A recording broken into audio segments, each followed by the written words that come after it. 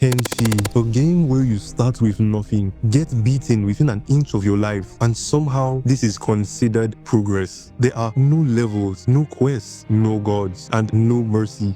Just an open world Darwinism simulator where every day you are reminded that you are not special. So naturally, I created a squad of the most oppressed individuals imaginable and set out to become the strongest war band this world has ever seen. A dream that was immediately shattered by a prehistoric turkey on steroids. But let's back up a bit. Let's rewind to where it all started. Meet the Malaria Militia, a squad so diverse even Twitter would struggle to be offended. First up, Captain Jollof, the fearless leader, a Greenlander with the most immaculate beard imaginable. This thing is a national treasure. If facial hair determined political power, he'd be ruling the entire wasteland. Next, we have Kwame Bonecrusher, a Shek warrior born to fight, built for war, destined to lose limbs. Then there's Silent Infection,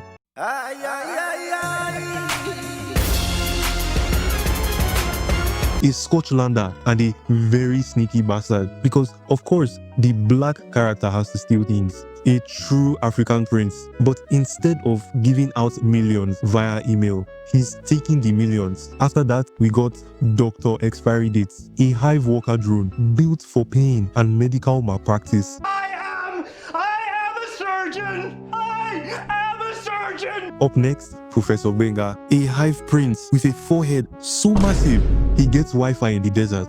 And finally, Dishwasher 2000, a female Greenlander that exists exclusively for cooking and cleaning, completely useless in combat. Just like God intended.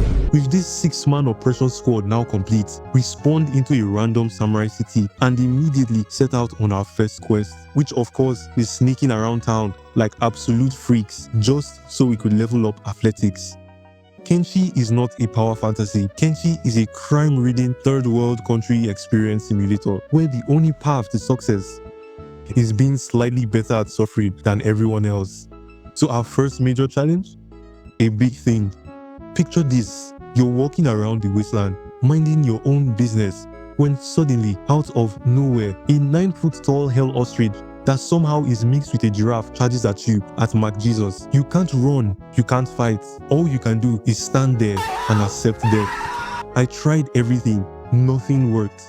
It knocked out my entire squad one by one with pinpoint surgical precision. Then it went straight for Dishwasher 2000. It chomped down and dragged her across the sand like a dog with a chew toy. Kwame Bonecrusher, my noble and honorable warrior, absolutely demolished and now missing his left arm, which is funny because he was supposed to be my combat specialist. Imagine training your whole life to be a warrior only to get nerfed into a discount one-armed Goro Majima by a flightless bird giraffe mixed breed. Somehow, Dr. Expiry Date managed to beat the damned abomination to death with his rusty sword, which, fun fact, is the most hive worker drone thing to ever happen. I managed to save the dishwasher before she could fully die from blood loss, but at what cost? Our dreams of early game dominance shattered. Since we were basically walking, bleeding homeless people, I decided to head to a Shek city to buy better gear, get stronger, maybe even make some friends along the way. And that's when I learned something very important. The Shek are absolutely racist. Kwame Bonecrusher, they liked him. Everyone else, I have seen turkeys with more human rights than this. And of course, Silent Infection got the worst of it. Every time I tried to steal my way to success, he got caught, thrown in jail, and had to lockpick his way out over and over and over again. It got to a point where his lockpicking skills were higher than his actual stealth skills. This man wasn't even sneaky anymore. He was a full-time prisoner with a part-time job in escaping. After getting jumped and robbed multiple times, I decided it was time to get rich. Enter Narco's Trap, the best place in the game to get rich overnight. By now, Silent Infection was an absolute master in the art of stealth, breaking into places as easy as walking into a McDonald's bathroom. I cleaned out every chest and every single safe, and at the end of everything, I walked away at least 60,000 cats richer. That's enough to buy a house, to start a business, to change lives. So naturally, I spent every single thing on more weapons and cybernetic body parts.